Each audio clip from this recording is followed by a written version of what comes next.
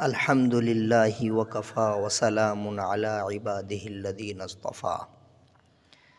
بسم اللہ الرحمن الرحیم۔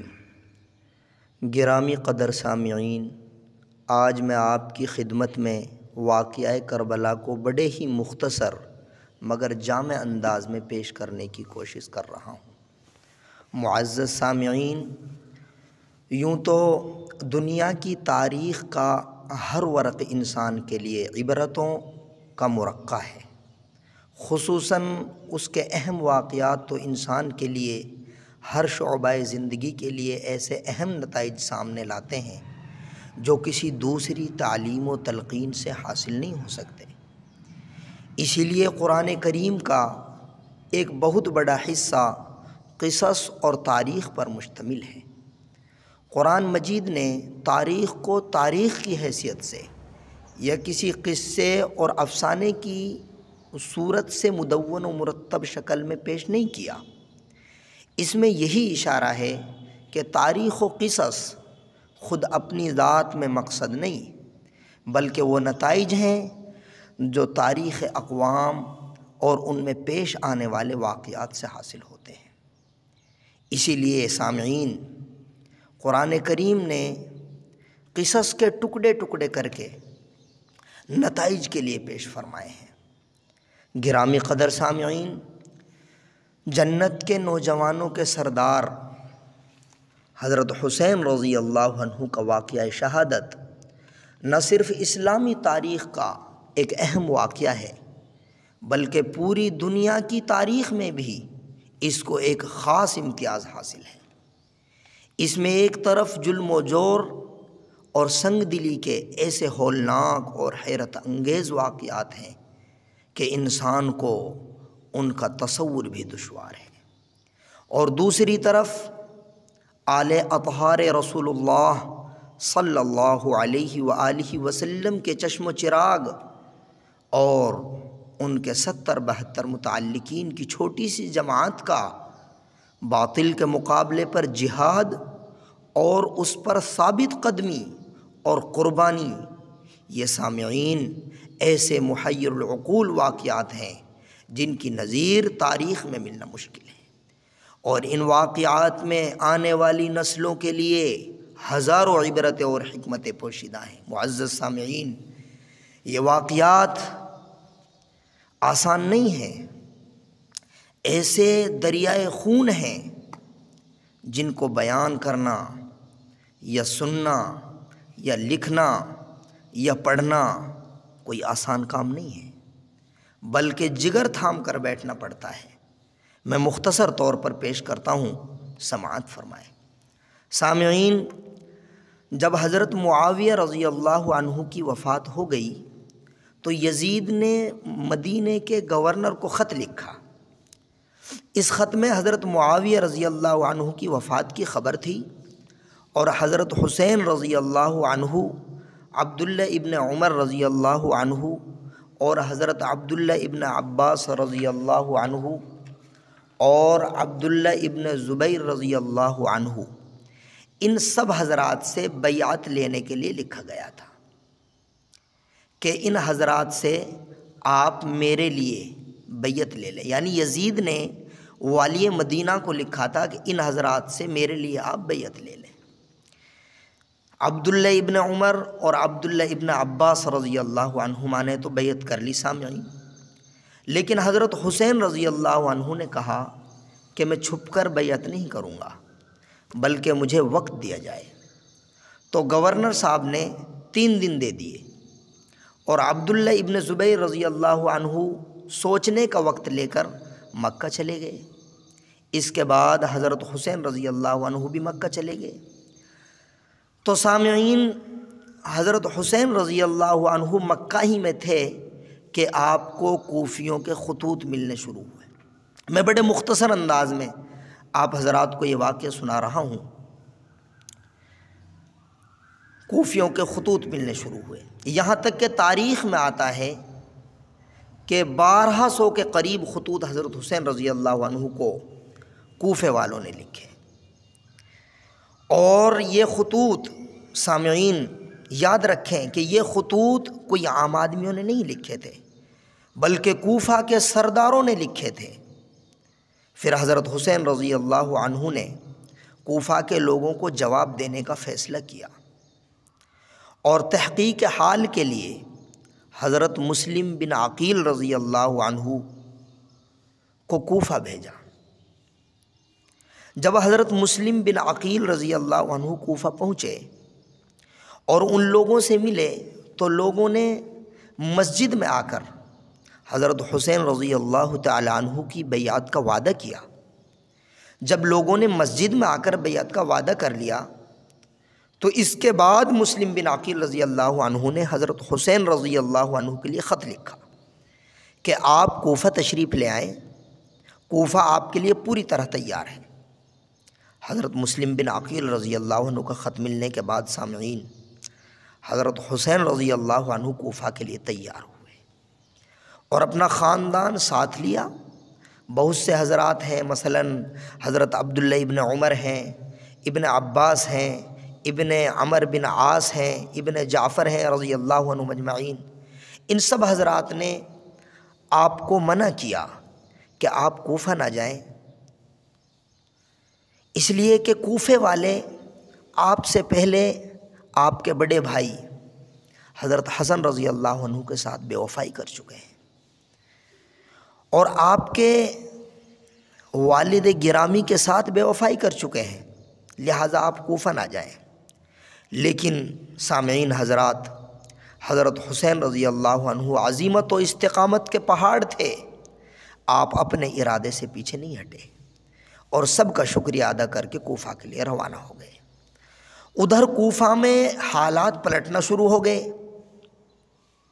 ہوا یہ کہ یزید نے، جو اس وقت کا کوفہ کا گورنر تھا، حضرت نعمان بن بشیر رضی اللہ عنہ، یزید نے ان کو معزول کر دیا اور ابن زیاد کو، جو ایک سفاک اور ظالم گورنر ثابت ہوا، سخت دل تھا، ابن زیاد کو کوفہ کا گورنر مقرر کر دیا۔ ابن زیاد نے آتے ہی کوفہ میں سختی شروع کر دی اور فوج کو متحرک کر دیا۔ کوفیوں نے ڈر کر یزید کی بیعت شروع کر دی اور مسلم ابن عقیل رضی اللہ عنہ، جن سے حضرت حسین رضی اللہ عنہ کی بیعت کا وعدہ کر چکے تھے، ان کا ساتھ چھوڑ دیا۔ مسلم بن عقیل رضی اللہ عنہ جب اکیلے رہ گئے اور ان کے ساتھ چند ساتھی رہ گئے تو ان سب کو ابن زیاد نے بڑی بربریت کے ساتھ شہید کر دیا۔ حالات کی اس تبدیلی کا حضرت حسین رضی اللہ عنہ کو کوئی علم نہیں تھا۔ آپ تو مسلم ابن عقیل رضی اللہ عنہ کا خط ملنے کے بعد ہی نکلے تھے، جس میں انہوں نے آپ کی بیعت کے بارے میں لکھا تھا۔ حضرت حسین رضی اللہ عنہ جب عراق کی سرحد پر پہنچے تو آپ کو معلوم ہوا کہ مسلم ابن عقیل رضی اللہ عنہ شہید ہو چکے ہیں۔ لہٰذا حضرت حسین رضی اللہ عنہ نے مسلم ابن عقیل رضی اللہ عنہ کے لیے دعا کی اور اپنے ساتھیوں کو واپس جانے کے لیے کہا۔ روایات میں آتا ہے سامعین کہ آپ نے یہاں سے واپسی کا ارادہ کیا تھا، لیکن پھر کوفہ کے لیے روانہ ہو گئے۔ اسی دوران حر ابن یزید ایک لشکر لے کر آپ کو آ ملا۔ اس نے حضرت حسین رضی اللہ عنہ کو کہا کہ آپ کوفہ نہیں جا سکتے، مجھے آپ کو روکنے کا حکم ہے، باقی آپ کوفہ کے علاوہ جہاں چاہیں چلے جائیں۔ حر ابن یزید نے کہا کہ آپ کوئی ایسی بات پیش کریں کہ نہ آپ کے لیے نقصان ہو اور نہ ہمارے لیے نقصان ہو، یعنی جس سے کوئی بیچ کا راستہ نکل آئے۔ اس کے بعد حضرت حسین رضی اللہ عنہ نے کچھ نہیں فرمایا اور کربلا کے لیے چل دیے۔ حر ابن یزید بھی آپ کے ساتھ چل دیا۔ آپ کربلا میں پہنچے تو کوفیوں کا لشکر آ پہنچا۔ انہوں نے آپ سے کہا کہ یا تو آپ بیعت کر لیں اور یا پھر جنگ کے لیے تیار ہو جائیں۔ آپ نے یعنی حضرت حسین رضی اللہ تعالی عنہ نے برجستہ فرمایا کہ میں بیعت تو ہرگز نہیں کروں گا، یعنی باطل کے سامنے سر کبھی نہیں جھکاؤں گا۔ اس کے بعد حضرت حسین رضی اللہ عنہ نے ان کے سامنے 3 باتیں رکھی۔ نمبر 1، مجھے مکہ جانے دیا جائے۔ نمبر 2، یا پھر مجھے چھوڑ دیا جائے کہ میں جا کر مسلمانوں کی جماعت کے ساتھ مل کر جہاد کروں۔ نمبر 3، یا پھر میرے راستے سے ہٹ جاؤ کہ میں یزید سے خود بات کروں۔ آپ کی کسی بھی بات کو قبول نہیں کیا گیا سامعین، معزز سامعین، آپ کی کسی بات کو قبول نہیں کیا گیا۔ یہ امت مسلمہ کی بدقسمتی ہے کہ نااہل اور نالائق لوگوں کی وجہ سے آپ کے بہترین شرائط کو ماننے سے انکار کر دیا گیا۔ اور یہ بھی سامعین بدقسمتی ہے امت مسلمہ کی کہ نااہلوں کی وجہ سے سیدہ فاطمہ رضی اللہ عنہا کے جگر گوشے کو امان نہیں ملی اور یہ شہادت کا عظیم واقعہ پیش آ گیا۔ بالآخر حضرت امام حسین رضی اللہ عنہ 10 محرم الحرام جمعے کے دن زوال کے بعد سن 61 ہجری میں 58 سال کی عمر میں مقام کربلا میں اپنے بہت سے ساتھیوں کے ساتھ حالت نماز میں شہید کیے گئے۔ اللہ تعالیٰ آپ کی مرقد مبارک پر ہزاروں رحمت نازل فرمائے۔ بلا شبہ حضرت امام حسین رضی اللہ عنہ جنت کے سردار ہیں۔ آپ رسول اللہ صلی اللہ علیہ وسلم کے نواسے، خاتون جنت رضی اللہ عنہا اور شیر خدا علی المرتضی رضی اللہ عنہ کے فرزند ارجمند ہیں۔ آپ کے مناقب بہت ہیں۔ آپ دلیر تھے، شجاع تھے، حق گو تھے اور باطل کے سامنے کبھی جھکنے والے نہیں تھے۔ آپ کو مظلوم شہید کر دیا گیا۔ سامعین، خلیفہ دوم حضرت عمر رضی اللہ تعالی عنہ اور مظلوم مدینہ حضرت عثمان رضی اللہ عنہ کی شہادت کے بعد اور حضرت علی المرتضی رضی اللہ عنہ کی شہادت کے بعد حضرت حسین رضی اللہ عنہ کی شہادت امت مسلمہ پر بہت ہی گراں ہے۔ جگر گوشہ رسول صلی اللہ علیہ وسلم، جنت کے نوجوانوں کے سردار حضرت حسین رضی اللہ عنہ کی دردناک مظلومانہ شہادت پر تو سامعین زمین و آسمان روئے، جنات روئے، جنگل کے جانور متاثر ہوئے اور ہر انسان اور پھر سارا مسلمان متاثر ہوا۔ تو ایسا کون ہے جس نے اس کا درد محسوس نہ کیا ہو یا کسی زمانے میں بھول جائے؟ لیکن معزز سامعین، شہید کربلا رضی اللہ عنہ کی روح مقدس درد و غم کا رسمی مظاہرہ کرنے والوں کی بجائے ان لوگوں کو ڈھونڈتی ہے جو ان کے درد کے شریک اور مقصد کے ساتھی ہوں۔ ان کی خاموش مگر زندہ جاوید زبان مبارک مسلمانوں کو ہمیشہ اس مقصد عظیم کی دعوت دیتی رہتی ہے جس کے لیے حضرت حسین رضی اللہ عنہ بے چین ہو کر مدینہ سے مکہ اور پھر مکہ سے کوفہ جانے کے لیے مجبور ہو گئے تھے، اور جس مقصد کے لیے حضرت حسین رضی اللہ تعالی عنہ نے اپنے سامنے اپنی اولاد اور اپنے اہل بیت کو قربان کر کے خود قربان ہو گئے۔ واقعہ شہادت کو سامعین اول سے آخر تک سنیے، دیکھیے، حضرت حسین رضی اللہ تعالیٰ عنہ کے خطوط اور خطبات کو غور سے پڑھیے۔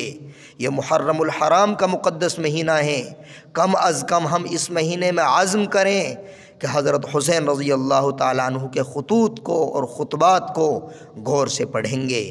غور سے پڑھنے کے بعد سامعین آپ کو معلوم ہو جائے گا کہ مقصد یہ تھا کہ کتاب و سنت کے قانون کو صحیح طور پر رواج دیا جائے، اسلام کے نظام عدل کو از سر نو قائم کیا جائے، اسلام میں خلافت نبوت کے بجائے ملوکیت آمریت کی بدعت کے مقابلے میں مسلسل جہاد کیا جائے، حق کے مقابلے میں زور و زر کی نمائش سے مرعوب نہ ہوا جائے، حق کے لیے اپنا جان و مال اور اولاد سب کچھ قربان کر دیا جائے۔ خوف و ہراس اور مصیبت و مشقت میں نہ گھبرانا چاہیے اور ہر وقت اللہ تعالیٰ کو یاد رکھنا چاہیے اور اسی پر توکل اور بھروسہ کرنا چاہیے، اور ہر حال میں سامعین ہمیں اللہ تعالیٰ کا شکر ادا کرنا چاہیے۔ یہ سبق ہمیں واقعہ کربلا سے ملتا ہے۔ کوئی ہے جو جگر گوشائے رسول صلی اللہ علیہ وسلم، مظلوم کربلا، شہید جور و جفا کی اس پکار کو سنے اور ان کے مشن کو، ان کے نقش قدم پر انجام دینے کے لیے تیار ہو، ان کے اخلاق فاضلہ اور اعمال حسنہ کی پیروی کو اپنی زندگی کا مقصد ٹھہرائے؟ اللہ رب العالمین سے دعا ہے کہ اللہ ہم سب کو اپنی اور اپنے رسول صلی اللہ علیہ وسلم کی اور آپ کے اصحاب رضی اللہ عنہم اجمعین کی اور اہل بیت اطہار کی محبت کاملہ اور اتباع کامل نصیب فرمائے، آمین یا رب العالمین۔ السلام علیکم ورحمۃ اللہ وبرکاتہ۔